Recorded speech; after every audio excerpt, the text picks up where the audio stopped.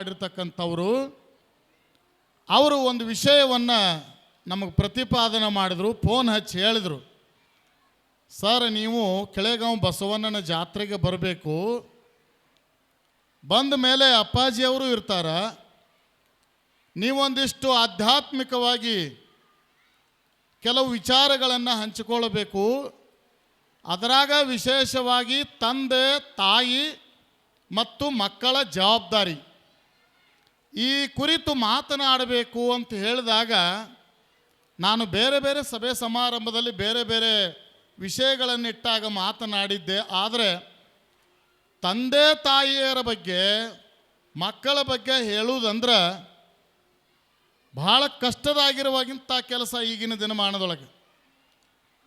ದಿನಮಾನದೊಳಗೆ ಯಾವ ತಂದೆ ಏನು ಉಪದೇಶ ಮಾಡ್ತಾನೋ ಅದನ್ನು ಮಕ್ಕಳು ಕೇಳದೇ ಇರತಕ್ಕಂಥದ್ದು, ಯಾವ ತಾಯಿ ಮಗಳಿಗೆ ಉಪದೇಶ ಮಾಡ್ತಾಳೋ ಆ ತಾಯಿಯ ಉಪದೇಶವನ್ನು ಕೇಳದೇ ಇರತಕ್ಕಂಥ ಮಗಳು, ಗುರುವಿನ ಉಪದೇಶವನ್ನು ಕೇಳಲಾರದಂಥ ಶಿಷ್ಯರು, ಶಿಕ್ಷಕರು ಹೇಳುವಂಥ ಮಾತುಗಳನ್ನು ಮಾರ್ಗದರ್ಶನವನ್ನು ಕೇಳದೇ ಇರತಕ್ಕಂಥ ವಿದ್ಯಾರ್ಥಿಗಳು ಈಗಿನ ದಿನಮಾನದಾಗ ಹೆಚ್ಚಿರುವಾಗ ನೀವು ಅದನ್ನು ಮಾತಾಡ್ರಿ ಅಂದಾಗ ನನಗೆ ಭಾಳ ಕಷ್ಟದ ಕೆಲಸ ಅನ್ನಿಸ್ತು. ಆದರೂ ಸಹಿತ ನಾವು ಇವತ್ತಿನ ಕೆಟ್ಟ ಕಲಿಯುಗದಲ್ಲಿ, ಈ ಕಲಿಯುಗದಲ್ಲಿ ಮೊಬೈಲ್ ಯುಗದಲ್ಲಿ ಒಂದು ಸಾಂದರ್ಭಿಕವಾಗಿ ಸಾಕಷ್ಟು ವ್ಯತಿರಿಕ್ತವಾದಂಥ ವಾತಾವರಣದಲ್ಲಿಯೂ ಸಹಿತ ಇಂಥ ಕೆಟ್ಟ ಕಲುಷಿತ ವಾತಾವರಣದಲ್ಲಿ ಮಕ್ಕಳು ಬೆಳೆಯುವಂಥ ಸಂದರ್ಭದೊಳಗೆ ಆ ಮಕ್ಕಳ ಮೇಲೆ ಎಂಥಾದ ಪ್ರಭಾವ ಬೀರಬೇಕು, ಏನನ್ನ ಉಪದೇಶ ಮಾಡಬೇಕು, ಯಾವ ತಂದೆ ತಾಯಿ ಏನನ್ನ ಮಕ್ಕಳಿಗೆ ಉಪದೇಶ ಮಾಡ್ತಾರೋ, ಏನು ಮಾರ್ಗದರ್ಶನ ಮಾಡ್ತಾರೋ ಆ ಮಾರ್ಗದರ್ಶನದಂತೆ ಮಕ್ಕಳು ನಡೀಬೇಕು, ಮಕ್ಕಳು ಪಾಲನೆ ಮಾಡಬೇಕು. ಇವತ್ತು ಯಾವ ತಂದೆ ತಾಯಿ ಮಕ್ಕಳು ಸಹಿತ ಮಕ್ಕಳು ಕೇಳಲಾರದಂಥ ಕೆಟ್ಟ ಪರಿಸ್ಥಿತಿ ನಿರ್ಮಾಣವಾಗ್ಯದ. ಯಾಕೆ ಹಿಂಗಾಯಿತು ಅನ್ನುವಂಥದ್ದು ಸ್ವಲ್ಪ ಆಲೋಚನೆ ಮಾಡಬೇಕು. ಎಲ್ಲ ತಾಯಂದಿರು ಸ್ವಲ್ಪ ಸೈಲೆಂಟ್ ಕೂತು ವಿಚಾರ ಮಾಡ್ರಿ. ನಮ್ಮ ಮಕ್ಕಳು ಎಲ್ಲಿ ಕೆಡ್ಲಾಕತ್ಯಾವ, ಎಲ್ಲಿ ದಾರಿ ತಪ್ಪಲಾಕತ್ಯಾವ, ನಮ್ಮಿಂದ ಏನು ತಪ್ಪಾಯಿತೋ, ಏನು ನಮ್ಮ ಮಕ್ಕಳು ದುಷ್ಟರ ಸಹವಾಸದಿಂದ ತಪ್ಪಿದನೋ, ಏನಾಗೈತೆ ಅನ್ನೋದು ತಾಯಂದಿರು ಭಾಳ ವಿಚಾರ ಮಾಡಬೇಕು. ತಾಯಿ ಹತ್ತಿರ ಮಕ್ಕಳು ಹೆಚ್ಚು ಟೈಮ್ ಕಳೀತಿರ್ತಾರೆ, ತಂದೆ ಹತ್ತಿರ ಸ್ವಲ್ಪ ಕಡಿಮೆ ಟೈಮ್ ಕಳೀತಿರ್ತಾರೆ. ಯಾಕೆ ತಂದೆ ಹತ್ತಿರ ಕಡಿಮೆ ಅಂತಂದ್ರೆ, ತಂದೆಯ ಮನೆಯ ಜವಾಬ್ದಾರಿ ಹೆಚ್ಚಿರುವಾಗ ಸಮಾಜದ ಕೆಲಸ ಅಂತ ಮಾಡಬೇಕು, ಹೊಲ ಮನೆ ಕೆಲಸ ಮಾಡಬೇಕು, ದನ ಕರ ನೋಡಬೇಕು, ಇಷ್ಟೆಲ್ಲ ಕೆಲಸ ಇರುವಾಗ ಆ ಮಕ್ಕಳ ಮೇಲೆ ನಿಗಾ ವಹಿಸುವುದು ತಂದೆ ಕಡೆ ಸ್ವಲ್ಪ ಕಡಿಮೆ. ಆದರೆ ತಾಯಿ ಆಗಿರ್ತಕ್ಕಂಥವ್ರು ನೀವೆಲ್ಲ ಕೂತಿರಲ್ಲ ಇಲ್ಲಿ, ನಿಮ್ಮ ಮಕ್ಕಳ ಭವಿಷ್ಯವನ್ನು ರೂಪಿಸುವಂಥ, ನಿಮ್ಮ ಮಕ್ಕಳಿಗೆ ಒಳ್ಳೆಯ ಸಂಸ್ಕಾರ ಕೊಡ್ತಕ್ಕಂಥ ಪ್ರಮುಖ ಜವಾಬ್ದಾರಿ ಯಾರ್ದು ಅಂತಂದ್ರೆ ತಾಯಿಯರು. ತಾಯಿ ಆಗಿರ್ತಕ್ಕಂಥವ್ರು ನೀವು ಅಷ್ಟೊಂದು ಜವಾಬ್ದಾರಿ ವಹಿಸಬೇಕು. ಇವತ್ತು ಮದುವೆಯಾಗಿ ನೀವೆಲ್ಲ ತಂದೆ ಮಕ್ಕಳನ್ನು ಜಾಕ್ ಮಾಡ್ತೀರಿ, ಜತನ ಮಾಡ್ತೀರಿ, ಅವರಿಗೆ ಶಿಕ್ಷಣ ಕೊಡಿಸ್ತೀರಿ, ನೌಕರಿ ಹಚ್ತೀರಿ. ಆ ನೌಕರಿ ಮಾಡುವಂಥ ಮಕ್ಕಳು ವಿದೇಶದೊಳಗೆ ಬೇರೆ ಬೇರೆ ದೇಶದೊಳಗೆ ನೌಕರಿ ಮಾಡ್ತಿರ್ತಾರೆ. ತಪ್ಪಿ ಅವರ ತಂದೆನೋ ಅಥವಾ ತಾಯಿನೋ ಯಾರೋ ತೀರಿಕೊಂಡಾಗ ಯಾರೋ ಒಬ್ಬರು ಟೆಲಿಗ್ರಾಮ್ ಮಾಡಿದ್ರಂತ, ಆ ಇಬ್ಬರು ಮಕ್ಕಳು ಮದುವೆ ಮಾಡ್ಕೊಂಡು ಒಬ್ಬರು ಅಮೇರಿಕದೊಳಗೆ ಒಬ್ಬರು ದುಬೈದೊಳಗೆ ಹಿಂಗಿದ್ರತ್ತ. ಕೇಳ್ರಿ, ಭಾಳ ಲಕ್ಷ ಕೊಟ್ಟು ಕೇಳ್ರಿ ಎಲ್ಲರೂ. ಹುಡುಗರು ಮಾತಾಡ್ತಿದ್ರು ಅಂದರೂ ಸ್ವಲ್ಪ ಸೈಲೆಂಟ್ ಕುಣಿಸ್ರಿ.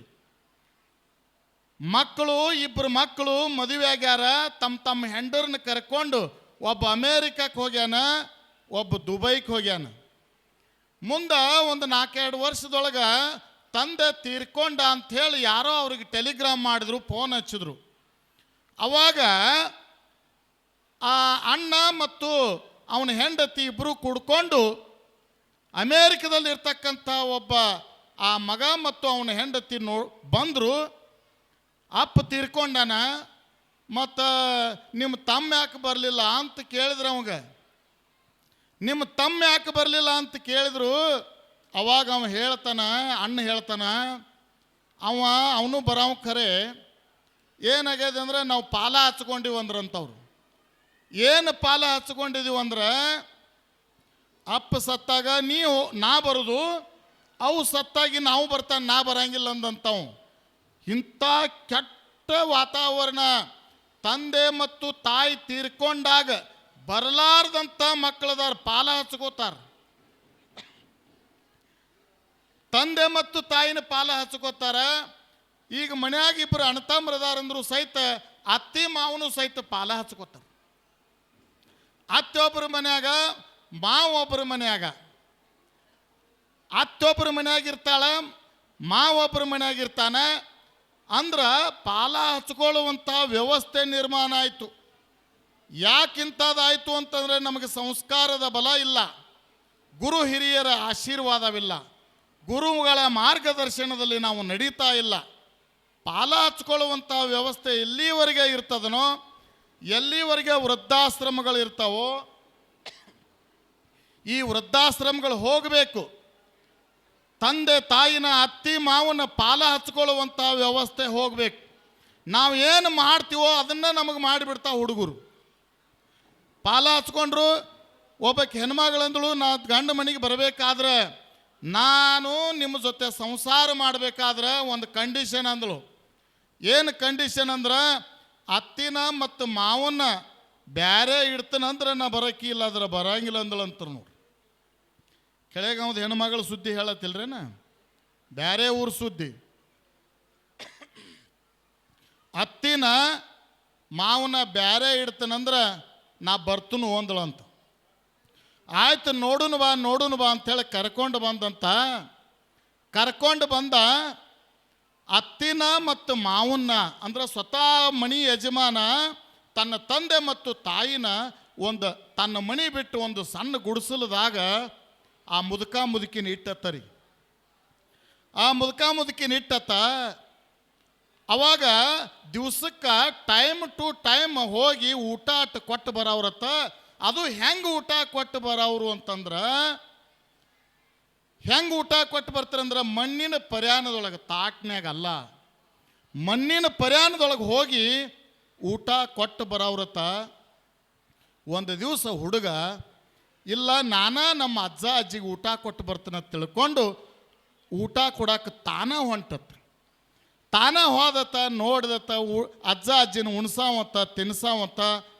ಅವು ಏನು ಮಣ್ಣಿನ ಮಗಿ ಇದ್ವಲ್ಲ, ಆ ಮಣ್ಣಿನ ಮಗಿ ಹುಡುಗ ಏನು ಮಾಡ್ತತ್ತ ಮೊಮ್ಮಗ. ಕೇಳ್ರಿ, ಭಾಳ ಲಕ್ಷ ಕೊಟ್ಟು ಕೇಳ್ರಿ, ಭಾಳ ಮಹತ್ವದ ವಿಷಯ. ಕುಂಡ್ರಿ ಎಲ್ಲರೂ ಕೆಳಗೆ ಕುಂಡ್ರಿ, ಜರ ಶಾಂತ ಕೊಡ್ರಿ. ಕೇಳೋರು ನೋಡ್ರಿ, ನೀವು ಕೂಡ್ರಿ ಶಾಂತ, ಇನ್ನೊಬ್ರಿಗೆ ಶಾಂತ ರೀತಿಯಿಂದ ಕೂಡ ಕೇಳಬೇಕು. ನೋಡ್ರಿ ಇಲ್ಲಿ ಎಲ್ಲೈತೆ ಅನ್ನೋದು ಹೇಳಬೇಕಾಗ್ಯದ. ಇಲ್ಲಿ ಅವಾಗ ಸಣ್ಣ ಹುಡುಗಿದ್ದದು ಏನು ಮಾಡ್ತಂದ್ರೆ ಅಷ್ಟೇ ಒಂದು 2ನೇಂತೆ 3ನೇಂತೆ 4ನೇಂತೆ ಹೋಗ್ತಿರ್ಬೇಕಾದ್ರೆ ಸಾಲಿಗೆ ಹುಡುಗ. ಆ ಹುಡುಗ ಪರ್ಯಾನೆಲ್ಲ ಗಾಳೆ ಮಾಡಿ ಒಂದು ಕಡೆ ಮೂಲ್ಯಾಗ ಇಟ್ಟಿದ್ದತ್ತ. ಅಜ್ಜ ಅಜ್ಜಿಗೆ ದಿನ ತಾನ ಊಟ ಓದ್ ಕೊಡ್ತಿದ್ದಂತ. ಒಂದು ಮೂಲ್ಯಾಗ ಒಟ್ಟು ಬಿಟ್ಟಿದ್ದತ್ತ. ಆ ಒಟ್ಟು ಬಿಟ್ಟಿರುವಂಥ ಒಂದು ದಿವಸ ಅವನ್ನ ನೋಡಕ್ಕೆ, ಅಪ್ಪನ ನೋಡಕ್ಕೆ ಅವರಿಬ್ಬರು ಗಂಡ ಹೆಂಡತಿ ಬಂದ್ರಂತ. ಮುದುಕಿ ಹೆಂಗದಾವ ಅಂಥೇಳಿ ನೋಡಕ್ಕೆ ಬಂದ್ರಂತ. ಆ ಹುಡುಗ ಅವತ್ತನ್ನೆಲ್ಲ ತೊಳೆದು ಸ್ವಚ್ಛಾಗಿ ಒಂದು ಮೂಲ್ಯಾಗ ಒಟ್ಟು ಬಿಟ್ಟಿದ್ದತ್ರಿ. ಒಟ್ಟು ಬಿಟ್ಟಿದ್ದತ್ತ. ಇದನ್ಯಾಕೆ ಗಾಳೆ ಮಾಡ್ದು, ಮಗ್ಗ ಬೇಯ್ತಾರವ್ರು. ಇದನ್ಯಾಕೆ ಗಾಳೆ ಮಾಡ್ದು, ಇವತ್ತನ್ಯಾಕೆ ಇಷ್ಟು ರೂಪ ಮಾಡಿ ಸ್ವಚ್ಛಾಗಿ ತೊಳೆದಿಟ್ಟಿ, ಇದನ್ಯಾಕೆ ತೊಳೆದಿಟ್ಟು, ಏನು ಕಾರಣ ಅಂದಾಗ 4ನೇಂತೆ 5ನೇಂತೆ ಹುಡುಗ ಹೇಳ್ತತ್ತ ಅಪ್ಪಗ, ಪಪ್ಪ ಮಮ್ಮಿ ನೋಡ್ರಿ, ನಾನು ಒಂದು ದಿವಸ ಮುಂದೊಂದು ದಿವಸ ಮದುವೆ ಆಗವ, ನನ್ನ ಹೆಂಡತಿ ಬರೋಕ್ಕಿ, ಅವಾಗ ನಿಮ್ಮನ್ನಿಬ್ಬರನ್ನೂ ನಾ ಇಲ್ಲಿ ಇಡಬೇಕಲ್ಲ. ನಿಮ್ಮನ್ನಿಲ್ಲಿ ಇಡಬೇಕಾದ್ರೆ ನಾನು ಆ ಪರ್ಯಾನ ಎಲ್ಲಿ ಕೊಂಡು ತೊಗೊಂಬರ್ಲಿ, ಪರ್ಯಾನ ನಿಮಗೆ ಅಂಥೇಳಿ ಆ 4ನೇಂತೆ 5ನೇಂತೆ ಹುಡುಗ ಉತ್ತರ ಕೊಡ್ತದಂತಂದ್ರೆ, ನಾವು ಆ ಮಕ್ಕಳಿಗೆ ಯಾವ ರೀತಿಯ ಸಂಸ್ಕಾರವನ್ನು ಬೆಳೆಸ್ತೀವೋ, ಗುರು ಹಿರಿಯರನ್ನು ಅಜ್ಜ ಅಜ್ಜಿಯರನ್ನು ಯಾವ ರೀತಿಯಾಗಿ ನೋಡ್ಕೋಬೇಕು ಅನ್ನೋದು ನಾವು ಕಲಿಸಿಕೊಡಲಿಲ್ಲ ಅಂತಂದ್ರೆ ಆ ಪರ್ಯಾನ ನಮಗೂ ಬರ್ತವೆ. ಅದಕ್ಕೆ ದಯವಿಟ್ಟು ಬಂಧುಗಳೇ, ತಾಯಿ ಆಗಿರ್ತಕ್ಕಂಥವ್ರ ಜವಾಬ್ದಾರಿ ಬಹಳ ಅದ. ನೀವು ಆ ಜವಾಬ್ದಾರಿಯನ್ನು ಅರಿತು ತಮ್ಮ ಮನೆಯಲ್ಲಿರ್ತಕ್ಕಂಥ ಹೆಣ್ಮಕ್ಕಳಾಗಲಿ ಗಂಡು ಮಕ್ಕಳಾಗಲಿ ಯಾವ ಮಕ್ಕಳಿಗೂ ಸಹಿತ ಭೇದ ಭಾವ ಮಾಡಲಾರ್ದಾಗಿ ಎಲ್ಲರಿಗೆ ಒಂದು ಒಳ್ಳೆಯ ಸಂಸ್ಕಾರ ಕೊಡಬೇಕು. ನಿಮ್ಮ ಮಗಳು ದೊಡ್ಡವಳಾಗಿ ಮನೆ ಒಳಗೆ ದೊಡ್ಡವಳಾಗಿ ಗಂಡನ ಮನೆಗೆ ಹೋಗಬೇಕಾದ್ರೆ ಆ ಮಗಳಿಗೆ ಸಂಸ್ಕಾರ ಒಳ್ಳೆಯದು ಕೊಡ್ರಿ, ಆ ಮಕ್ಕಳಿಗೆ ಒಳ್ಳೆಯ ಸಂಸ್ಕಾರ ಕೊಡ್ರಿ. ಅವ್ರ ಅತ್ತಿ ಮನೆ ಒಳಗೆ, ಮಾವನ ಮನೆ ಒಳಗೆ, ಗಂಡನ ಮನೆ ಒಳಗೆ ಹೆಂಗೆ ಬಾಳ್ಬೇಕು ಅನ್ನೋದು ತಾನೇ ಕಲಿತಾರವರು. ನೀವು ಅವರಿಗೆ ಚಂದಂಗೆ ಉಪದೇಶ ಕೊಡ್ತಕ್ಕಂಥದ್ದು. ಅದಕ್ಕೆ ಜಾನಪದ ತಾಯಿ ಬರೀತಾಳೆ, ಆಲಕ್ಕೆ ಹೂವಿಲ್ಲ ಸಾಲಕ್ಕೆ ಕೊನೆಯಿಲ್ಲ, ಆಲಕ್ಕೆ ಹೂವಿಲ್ಲ ಸಾಲಕ್ಕೆ ಕೊನೆಯಿಲ್ಲ, ಜಾಲಿಯ ಮರವು ಸ್ಥಿರವಲ್ಲ, ಜಾಲಿಯ ಮರವು ಸ್ಥಿರವಲ್ಲ ನನ್ನ ಮಗಳೇ, ಈ ತಾಯಿಯ ಮನೆಯು ಸ್ಥಿರ ಅಲ್ಲ. ಈ ಮನೆ ಸ್ಥಿರ ಅಲ್ಲ, ನಿನ್ನದೇ ಆಗಿರ್ತಕ್ಕಂಥ ಮನೆ, ಅದು ಗಂಡನ ಮನೆ. ಅಲ್ಲಿ ಯಾವತ್ತೂ ನೀನು ಶಾಶ್ವತವಾಗಿ ನಿನಗೆ ಮಕ್ಕಳಿಗೆ ಅತ್ತೆ ಮಾವರಿಗೆ ಎಲ್ಲರಿಗೂ ಸಹಿತ ಸಂಸ್ಕಾರವನ್ನು ಕೊಡುತ್ತಾ, ತಿಳಿ ಹೇಳುತ್ತಾ, ಬುದ್ಧಿ ಹೇಳುತ್ತಾ ನೀನು ಬದುಕು. ಮತ್ತೊಂದು ಮಾತು ಹೇಳ್ತಾಳಲ್ಲಿ, ಅತ್ತೆ ಮಾವರಿಗಂಜಿ, ಅತ್ತೆ ಮಾವರಿಗಂಜಿ ಸುತ್ತೇಳು ನೆರಿಗಂಜಿ, ಅತ್ತೆ ಮಾವರಿಗಂಜಿ ಸುತ್ತೇಳು ನೆರೆಗಂಜಿ, ಮತ್ತೆ ಆಳುವ ದೊರೆಗಂಜಿ, ಮತ್ತೆ ಆಳುವ ದೊರೆಗಂಜಿ ನನ್ನ ಮಗಳ ಅತ್ತಿಯ ಮಣಿಯಾಗ ಬಾಳವ್ವ, ಅತ್ತಿಯ ಮಣಿಯಾಗ ಬಾಳವ್ವ. ಹಿಂಗೆ ಚಂದಂಗಿ ಅತ್ತಿಗಂಜಿ ಮಾವಗಂಜಿ ಎಲ್ಲರಿಗೆ ಅಂಜಿ ಬಾಳಮ್ಮ ಅಂತ ಹೇಳ್ತಾಳೆ. ಮತ್ತೆ ಹೇಳ್ತಾಳೆ, ತಾಯಿಯಾಗಿರ್ತಕ್ಕಂಥ ಮಗಳಿಗೆ ನೆರಮನಿ ಸಿರಿದೇವಿ ನೀನಾಗು ನನ್ನ ಮಗಳ, ನೆರಮನೆ ಸಿರಿದೇವಿ ನೀನಾಗು ನನ್ನ ಮಗಳ, ಮಣಿಯಾಗ ಭೇದ ಬಗಿಬ್ಯಾಡ, ಮಣಿಯಾಗ ಭೇದ ಬಗಿಬ್ಯಾಡ ನನ್ನ ಮಗಳ, ತುಂಬಿದ ಮಣಿಯ ಒಡಿಬ್ಯಾಡ, ತುಂಬಿದ ಮಣಿಯ ಒಡಿಬ್ಯಾಡ. ಎಷ್ಟು ಒಳ್ಳೆಯ ಅರ್ಥಗರ್ಭಿತವಾದಂಥ ಮಾತುಗಳದಾವ. ಅವತ್ತನ್ನು ವಿವರಣೆ ಮಾಡಕ್ಕೆ ಹೋಗಂಗಿಲ್ಲ, ನೀವು ಅರ್ಥೈಸಿಕೊಳ್ರಿ. ಅತ್ತೆ ಮಾವರಿಗಂಜಿ, ಅತ್ತೆ ಮಾವರ ಪಾದ ತಂದೆ ತಾಯಿಯ ಪಾದ, ಅತ್ತೆ ಮಾವರ ಪಾದ ತಂದೆ ತಾಯಿಯ ಪಾದ, ಮತ್ತೆ ಗಂಡನ ಶ್ರೀಪಾದ, ಮತ್ತೆ ಗಂಡನ ಶ್ರೀಪಾದ ಹಿಡಿದರ ಬೆನ್ನ ಹಿಂದೈತಿ ಕೈಲಾಸ, ಬೆನ್ನ ಹಿಂದೈತಿ ಕೈಲಾಸ. ದೇವಲೋಕ ಮರ್ತ್ಯಲೋಕವೆಂಬುದು ಬೇರಿಲ್ಲ ಕಾಣಿರೋ, ದೇವಲೋಕ ಮರ್ತ್ಯಲೋಕವೆಂಬುದು ಬೇರಿಲ್ಲ ಕಾಣಿರೋ, ಸತ್ಯ ನುಡಿಯುವುದೇ ದೇವಲೋಕ, ಮಿಥ್ಯ ನುಡಿಯುವುದೇ ಮರ್ತ್ಯಲೋಕ, ಆಚಾರವೇ ಸ್ವರ್ಗ, ಅನಾಚಾರವೇ ನರಕ. ನಾವು ಸ್ವರ್ಗ ಮತ್ತು ನರಕ ಎಲ್ಲಿ ಮಾಡ್ಕೊಳ್ಳೋದಂದ್ರೆ ನಮ್ಮ ಮನ್ಯಾಗ ಮಾಡ್ಕೊಳ್ಳೋದು. ನಾವು ಆಚಾರವಂತರಾಗಿ ನಾವು ನಡ್ಕೊಂಡ್ರೆ ಆಚಾರವೇ ಸ್ವರ್ಗದ. ನಾವು ಅನೀತಿ ಅಧರ್ಮ ಮಾರ್ಗ ನಡೆದೀವಿ ಅಂದ್ರೆ ಅದೇ ನರಕದ. ಸ್ವರ್ಗ ನರಕ ಅನ್ನುವಂಥದ್ದು ಎಲ್ಲಿ ಬೇರೆ ಕಡೆ ಎಲ್ಲಿ ಸಿಗಂಗಿಲ್ಲ. ನಾವು ನಡೆಯುವಂಥ ದಾರಿ ಒಳಗದ. ನಾವು ಮನೆಯೇ ಸ್ವರ್ಗದ, ನಾವು ಮಾಡ್ಕೊಂಡ್ರೆ ಮನೆಯೂ ಸಹಿತ ನರಕ ಆಗ್ತದೆ. ಅದಕ್ಕೆ ಗಂಡ ಹೆಂಡತಿ ಆಗಿರ್ತಕ್ಕಂಥವ್ರು ಸತಿಪತಿಗಳು ಒಂದಾದ ಭಕ್ತಿ ಹಿತವಾಗಿರ್ಬೋದು ಶಿವಂಗೆ, ಸತಿಪತಿಗಳು ಒಂದಾಗದ ಭಕ್ತಿ ಅಮೃತದವಳು ವಿಷ ಬೆರೆಸಿದಂತೆ. ಅದಕ್ಕೆ ತಾಯಿಗಳಾಗಿರ್ತಕ್ಕಂಥವರು ಸಂಸಾರದ ಬಂಧನದೊಳಗಿರುವಾಗ ಒಂದಿಟ್ಟು ಗಂಡ ಬೈತಾನ, ಮಾವ ಬೈತಾನ, ಅತ್ತೆ ಬೈತಾಳಂತ ತಿಳ್ಕೊಂಡು ಬೇಜಾರು ಮಾಡ್ತಕ್ಕಂಥದ್ದಲ್ಲ. ನಕ್ಕೋತ ನಕ್ಕೋತ ನಕ್ಕೋತ ಚಂದಂಗಿ ಸಂಸಾರವನ್ನು ನಡೆಸ್ಕೊಂಡು ಹೋಗೋದದ. ಸಿದ್ದೇಶ್ವರ ಅಪ್ಪಗಳು ಒಂದು ಮಾತು ಹೇಳ್ತಿದ್ರು, ಗಂಡ ಹೆಂಡತಿ ಜಗಳಾಡ್ಬೇಕತ್ತರಿ. ಆದ್ರೆ ಹೆಂಗೆ ಜಗಳಾಡ್ಬೇಕಂದ್ರೆ ಮನ್ಯಾಗ ಹುಡುಗರು ನಗಬೇಕತ್ತರಿ.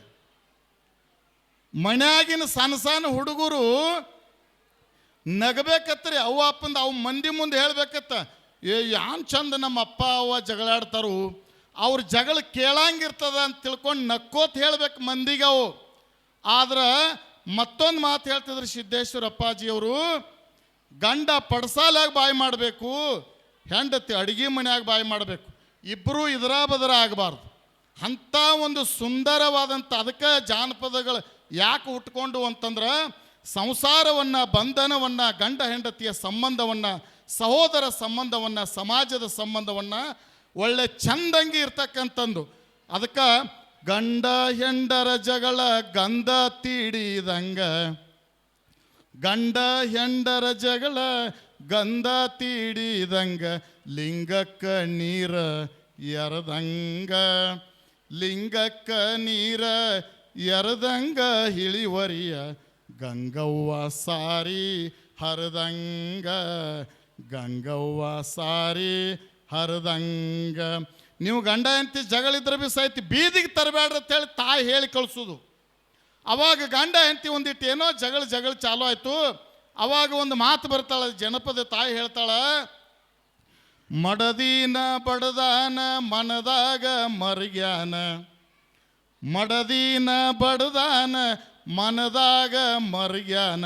ಮತ್ತು ಜಗಳ ಅಂದಿಂದ ಒಂದು ಸ್ವಲ್ಪ ಹೆಚ್ಚು ಕಡಿಮೆ ಆಗುದ, ಒಂದಿಟ್ಟು ಬಡಿದು ಹೊಡಿದು ಆಗುದ, ಅವತ್ತನ್ನು ಸಂಭಾಳಿಸ್ಕೊಂಡು ಹೋಗ್ತಕ್ಕಂಥದ್ದು. ಇನ್ನು ಒಮ್ಮೊಮ್ಮೆ ಗಂಡ ತಿಳಿಲಾರ್ದಕ್ಕೆ ಬಡಿತಾನ, ಒಮ್ಮೊಮ್ಮೆ ತಿಳಿದು ಬಡಿತಾನ, ಒಮ್ಮೆ ಅರ್ಥೈಸಿಕೊಂಡು ಬಡಿತಾನ, ಒಮ್ಮೆ ಅನರ್ಥವಾಗಿ ಬಡಿತಾನೆ. ಈಗ ಗಂಡ ಒಂದೊಂದು ಸ್ವಲ್ಪ ಜಗಳ ನಾನು ನೋಡಿದ ಪ್ರಕಾರ ಸಮಾಜದೊಳಗೆ ಮರಾಠಿ ಮತ್ತು ಕನ್ನಡ ಹಿಂಗೆ ವ್ಯತ್ಯಾಸ ಗಡಿ ಭಾಗದೊಳಗಿರುವುದರಿಂದ ಸ್ವಲ್ಪ ವ್ಯತ್ಯಾಸ ಆಗ್ತಿರ್ತಾವೆ. ಈಗ ಮಹಾರಾಷ್ಟ್ರದ ಹೆಣ್ಮಗಳನ್ನ ನಾವು ಇಲ್ಲಿ ತೊಗೊಂಡು ಬಂದೀವಿ ಅಂದ್ರೆ ಆಕೆಗೆ ಬೇಗ ಕನ್ನಡ ತಿಳಿಯಂಗಿಲ್ಲ. ಮತ್ತು ಕನ್ನಡದ ಹುಡುಗಿನ ನಾವು ಮಹಾರಾಷ್ಟ್ರಕ್ಕೆ ಕೊಟ್ಟಿವು ಅಂದ್ರೆ ಅವು ಬೇಗ ಅರ್ಥೈಸಿಕೊಳ್ಳೋಕ್ಕೆ ಸಾಧ್ಯ ಆಗೋದಿಲ್ಲ. ಅವಾಗ ಒಬ್ಬ ಮಹಾರಾಷ್ಟ್ರದ ಅವ ಕೆಳಗಾವ್ ಅಂತ ಊರಿಗೆ ಕರ್ಯಾಕೆ ಬಂದಂಥ, ಹೊಸದಾಗಿ ಮದುವೆ ಆದ ಕೂಡಲೇ ಹುಡುಗಿನ ತನ್ನ ಹೆಂಡತಿನ ಕರ್ಯಾಕೆ ಬಂದಂಥ, ಇದೊಂದು ಹೇಳ್ಬಿಡ್ತೀನಿ. ಭಾಳ ನಿಮ್ಮದು ಡ್ಯಾನ್ಸ್ದೊಳಗೆ ಬ್ಯುಸಿಯಾಗಿರಿ ನೀವು, ಭಾಳ ಎಲ್ಲರೂ ಬ್ಯುಸಿಯಾಗಿ, ಇನ್ನೂ ಹೇಳೋದು ಭಾಳ ಇತ್ತು. ಖರೆ ಎಲ್ಲರೂ ಸ್ವಲ್ಪ ಇಲ್ಲಿ ಜಾತ್ರೆ ಅಂದಿಂದ ಹಂಗೆ ಇರುದ. ಮಹಾರಾಷ್ಟ್ರದ ಒಬ್ಬ ಹುಡುಗ ಕೆಳಗಾವ್ ಅನ್ನುವಂಥ ಪ್ಯೂರ್ ಕನ್ನಡ ಮಾತನಾಡುವಂಥ ಒಂದು ಊರಿಗೆ ಹೆಣ್ಣು ಮಾಡ್ಕೊಂಡಿದ್ದ. ಅವನ ಗೆಳೆಯರಂದರು, ಮತ್ತು ನಾವೇನು ಬರೋಂಗಿಲ್ಲಪ್ಪ, ಮತ್ತು ನೀನೇ ಹೋಗಿ ಕರ್ಕೊಂಡು ಬಾ, ಮನೆಯವ್ರು ಯಾರು ಹಿರಿಯರು ಬೇಡ ಯಾರು ಬೇಡ, ನೀನೇ ಕರ್ಕೊಂಬಾ ಅಂತ ತಿಳ್ಕೊಂಡು ಅವನ ಕರ್ಯಾಕೆ ಕಳಿಸಿದ್ರತ್ತ. ಅವು ಬಂದಂತ ಹ್ಯಾಂತಿನ ಕರ್ಕೊಂಡಂತ ಸೂಟ್ಕೇಸ್ ಪ್ಯಾಕ್ ಮಾಡ್ಕೊಂಡು ಇಬ್ಬರು ಗಂಡ ಹೆಂಡತಿ ಜೋಡಾಗಿ ತಮ್ಮ ಊರಿಗೆ ಹೊಂಟ್ರಂತ. ಅವ್ರ ಗೆಳೆಯರಿದ್ದವರು ಒಂದು ಮಾತು ಹೇಳ್ರತ್ತ, ನೀ ಬರುವಾಗ ನಿನಗೆ ಯಾವ್ಯಾವ ರೈಲ್ವೆ ಸ್ಟೇಷನ್ ಹತ್ತವಲ್ಲ ಅವತ್ತನ್ನೊಂದಿಟ್ಟೆಲ್ಲ ಬರ್ಕೊಂಡು ಬಾ ಅಂದ್ರಂತ. ಕೇಳ್ರಿ ಎಲ್ಲರೂ ಜರ ಕೇಳ್ರಿ ಇದನ್ನು, ಮರಾಠಿ ಗಡಿ ಭಾಗದಲ್ಲಿ ಮಹಾರಾಷ್ಟ್ರ ಇರೋದ್ರಿಂದ ಕೇಳ್ರಿ ಇದನ್ನು. ಅವಾಗ ಅವನ ಗೆಳೆಯ ಇದ್ದವ್ರು ಹೇಳಿದ ಕೂಡಲೇ ಅವ ಹ್ಯಾಂತಿನ ಕರ್ಕೊಂಡಂತ, ಹ್ಯಾಂತಿಗೆ ಒಂದು ಶಬ್ದ ಸಹಿತ ಮರಾಠಿ ಬರ್ತಿಲಾಗಿದ್ದೋತ್ರಿ, ಒಂದು ಶಬ್ದ ಸಹಿತ ತಿಳಿತಿಲಾಗಿದ್ದೋತ್ತ. ಅವಾಗ ಒಂದು 20 ಕಿಲೋಮೀಟ್ರ್ ಹಾದ ಕೂಡಲೇ ರೈಲ್ವೆ ಸ್ಟಾಪ್ ಆಯ್ತತ್ತ. ಅವಾಗ ಅವ ಗಂಡಿದ್ದ ಅವ ಕೇಳಿದತ್ತ, ಹೀ ಕುಟ್ಲ ಸ್ಟೇಷನ್ ಅಂದಂತ್ರಿ. ಹೀ ಕುಟ್ಲ ಸ್ಟೇಷನ್ ಅಂದ ಕೂಡಲೇ ಹ್ಯಾಂತಿಗೆ ತಿಳಿಲಿಲ್ಲತ್ತರಿ ಅದು. ಆಕಿ ಯಾನ್ರಿ ಅಂದಳಂತ. ಓಹೋ ಯಾನ್ರಿ ಸ್ಟೇಷನ್ ಹೈವೇ ಅಂತ ಬರ್ಕೊಂಡತ್ತವ. ಯಾನ್ರಿ ಸ್ಟೇಷನ್ ಇರ್ಬೇಕಂತ ಬರ್ಕೊಂಡವ. ಮತ್ತೊಂದು 20 ಕಿಲೋಮೀಟ್ರ್ ಮುಂದೆ ಹೋದ ಕೂಡಲೇ ರೈಲ್ವೆ ಸ್ಟಾಪ್ ಆಯಿತು. ಅವಾಗ ಕೇಳ್ದ, ಹೀ ಕುಟ್ಲ ಸ್ಟೇಷನ್ ಅಂದ. ಅವಾಗ ಆಕಿಗೆ ಯಾನ್ ತಿಳಿಲಿಲ್ಲ. ಆಕೆ ಅಂದಳು ಯಾನ್ರಿ ಅಂದಳು. ಹಾಂ ಧೋನಿ ಆನ್ರಿ ಸ್ಟೇಷನ್ ಅಸಿಲ್ಲ ತಿಳ್ಕೊಂಡು ಅವ ಯಾನ್ರಿ ಸ್ಟೇಷನ್ ಇರ್ಬೇಕಂತೇಳಿ ಬರ್ಕೊಂಡ. ಮತ್ತೊಂದು 20 ಕಿಲೋಮೀಟ್ರ್ ಮುಂದೆ ಹೋದ ಬಳಿಕ ಮತ್ತೆ ಟ್ರೈನ್ ಸ್ಟಾಪ್ ಆಯ್ತು. ಸ್ಟಾಪ್ ಆದ ಕೂಡಲೇ ಅವಂದ ಹೀ ಕುಟ್ಲ ಸ್ಟೇಷನ್ ಅಂತ ಹ್ಯಾಂತಿಗೆ ಕೇಳ್ದ. ಆಕೆ ಮತ್ತೆ ಯಾನ್ರಿ ಅಂದಳು. ಅವಾಗ ಅವ ಸಿಟ್ಟಿಗೆ ಬಂದು ಒಂದು ಪಡಾನ ಕೊಟ್ಟ. ಅವಾಗ ಯಾಕ್ರಿ ಅಂದಳಾಕಿ. ಯಾಕ್ರಿ ಅನ್ನೋಣ. ಹಾಂ ಯಾಕ್ರಿ ಸ್ಟೇಷನ್ ಹೇ ಅನಿ ಯಾನ್ರಿ ಮಾಡಲ್ಲವೇ ಅಂದ. ಅಂದ್ರೆ ತಿಳಿಲಾರ್ದಕ್ಕಾಗಿ, ತಿಳಿದು ಜಗಳ ಆಗ್ತಾವ, ತಿಳಿಲಾರ್ದು ಜಗಳ ಆಗ್ತಾವ. ದಯವಿಟ್ಟು ಎಲ್ಲ ತಾಯಂದಿರಾಗಲಿ ಗುರು ಹಿರಿಯರಾಗಲಿ, ಜಾತ್ರೆಗೆ ಬಂದಿರತಕ್ಕಂಥ ಎಲ್ಲ ಭಾವಿಕ ಭಕ್ತರಾಗಲಿ, ಎಲ್ಲ ಚಿಕ್ಕ ಮಕ್ಕಳಾಗಲಿ, ಅವರಿಗೊಂದು ಒಳ್ಳೆಯ ಸಂಸ್ಕಾರವನ್ನು ಕೊಟ್ಟು ಈ ಭವ್ಯ ಭಾರತವನ್ನು ನಿರ್ಮಾಣ ಮಾಡೋಣ. ಈ ಕೆಳೆಗಾಂವಕ್ಕೆ ಯಾಕೆ ಹೆಚ್ಚು ಸಾಂಸ್ಕೃತಿಕ ಮೌಲ್ಯಗಳು ಬೆಳಿಬೇಕು ಅಂತಂದರೆ, ಇಲ್ಲಿ ಒಂದೇ ಗ್ರಾಮದಿಂದ ಬಂದಿರತಕ್ಕಂಥವರೆಲ್ಲ, ಬೇರೆ ಬೇರೆ ಗ್ರಾಮದಿಂದ ಬೇರೆ ಬೇರೆ ಭಕ್ತರು, ನಾಡಿನ ಮೂಲೆಯಿಂದ ಇಲ್ಲಿ ಭಕ್ತರು ಬರ್ತಾರೆ. ತಮ್ಮ ಭಕ್ತಿಯನ್ನು ನಿವೇದನೆ ಮಾಡೋ ಸಲುವಾಗಿ ಬರ್ತಾರೆ. ಅಂಥ ಭಕ್ತರಿಗೆ ಒಳ್ಳೆಯದಾಗಬೇಕು. ಗುರು ಹಿರಿಯರಿಗೆ ಒಳ್ಳೆಯದಾಗಬೇಕು. ಈ ಪಾವನ ಪುಣ್ಯ ಕ್ಷೇತ್ರದಲ್ಲಿ ಹುಟ್ಟಿರ್ತಕ್ಕಂಥ ನೀವೆಲ್ಲ ಧನ್ಯರು. ಇಂಥ 20 ವರ್ಷ ನಾನು ಬಹುಶಃ ಇಲ್ಲಿ ಮೈಕ್ ಹಿಡಿದು ಒಂದು 20 ವರ್ಷ ಆಗಿರಬೇಕು. 2006 ನಾನು ಇದೇ ಹೈಸ್ಕೂಲ್ದೊಳಗಿದ್ದೆ. 2006 ತನಕ ಇಲ್ಲೇ ಇದ್ದೆ. 2006ಕ್ಕೆ ನಾನು ಐನಾಪುರಕ್ಕೆ ಹೋದೆ. 20 ವರ್ಷಗಳ ನಂತರ ಈಗ 2026 2006ರಾಗ 20 ವರ್ಷ ಗತಿಸಿ ಹೋದು. 20 ವರ್ಷಗಳ ಹಿಂದೆ ನಾನು ಇದೇ ಒಂದು ನೆಲದೊಳಗೆ ಭಾಳಷ್ಟು ಮೈಕ್ ಹಿಡ್ಕೊಂಡು ಮಾತನಾಡಿದ್ದೇನೆ. ನನಗೆ ಮಾತನಾಡುವಂಥ ಶಕ್ತಿ ಕೊಟ್ಟವರೇ ಈ ಕೆಳೆಗಾಂವ್ ಗ್ರಾಮಸ್ಥರು. ಕೆಳೆಗಾಂವ್ದವರು ಎಲ್ಲ ಕಡೆ ನನಗೆ ಮೈಕ್ ಹಚ್ಚಿ ಆಧ್ಯಾತ್ಮಿಕ ಕಾರ್ಯಕ್ರಮದೊಳಗೆ ಒಂದು ಮುಂಚೂಣಿ ಒಳಗೆ ನಿಲ್ಲಿಸಿ ನನಗೆ ಬೆಳೆಸಿರ್ತಕ್ಕಂಥವ್ರು, ನನ್ನನ್ನು ನಿರ್ಮಾಣ ಮಾಡಿರ್ತಕ್ಕಂಥವ್ರು, ಮೈಕ್ ಹಿಡಲಿಕ್ಕೆ ಒಂದು ಶಕ್ತಿ ಕೊಟ್ಟಂಥವರೇ ಕೆಳೆಗಾಂವ್ ಗ್ರಾಮಸ್ಥರು. ಆ ಕೆಳೆಗಾಂವ್ ಗ್ರಾಮದ ಎಲ್ಲ ಭಾವಿಕ ಭಕ್ತರಲ್ಲಿ, ಟ್ರಸ್ಟ್ ಕಮಿಟಿಯ ಅಧ್ಯಕ್ಷರಲ್ಲಿ ಅವರೆಲ್ಲ ನಮ್ಮ ವಿದ್ಯಾರ್ಥಿಗಳೇ ಈ ಮಟ್ಟಕ್ಕೆ ಬೆಳೆದಾರ. ಇನ್ನೂ ಉತ್ತುಂಗಕ್ಕೆ ಬೆಳೀಲಿ, ಈ ಗುಡಿ ಬೆಳೀಲಿ, ಈ ವಾತಾವರಣ ಬೆಳೀಲಿ. ಸತೀಶ್ ಹಾಗೂ ಅವರೆಲ್ಲ ಆಡಳಿತ ಮಂಡಳಿಯವರು ಕೂಡ್ಕೊಂಡು ಈ ಒಂದು ಗುಡಿಯನ್ನು, ದೇವಸ್ಥಾನವನ್ನು ಈಗಾಗಲೇ ಭಾಳ ಸುಂದರ ಮಾಡಿದ್ರಿ. ಇನ್ನಷ್ಟು ಉತ್ತರೋತ್ತರವಾಗಿ ಈ ಒಂದು ಗುಡಿ ಬೆಳೀಲಿ ಅನ್ನುವಂಥ ಹಾರೈಕೆ ಮಾತನ್ನು ಹೇಳಿ ನನಗೆ ಇಲ್ಲಿವರೆಗೆ ಕರೆಸಿ ಒಂದೆರಡು ಮಾತನಾಡೋಕ್ಕೆ ಅವಕಾಶ ಕೊಟ್ಟಿರ್ತಕ್ಕಂಥ ನಮ್ಮ ದೊಡ್ಡಣ್ಣವ್ರು ಸರ್, ನಾವಿದ್ದಾಗ ಅವ್ರು ಹೆಡ್ ಮಾಸ್ಟರ್ ಇದ್ದರು, ನಾನು ಸಹ ಶಿಕ್ಷಕನಾಗಿ ಕಾರ್ಯವನ್ನು ಮಾಡಿದೆ. ಅವ್ರು ಬಸ್ಸರಿಗೆ ಹೋದರು. ಹೀಗಾಗಿ ಆದರೂ ಋಣಾನು ಬಂದ ಬಿಟ್ಟಿಲ್ಲ.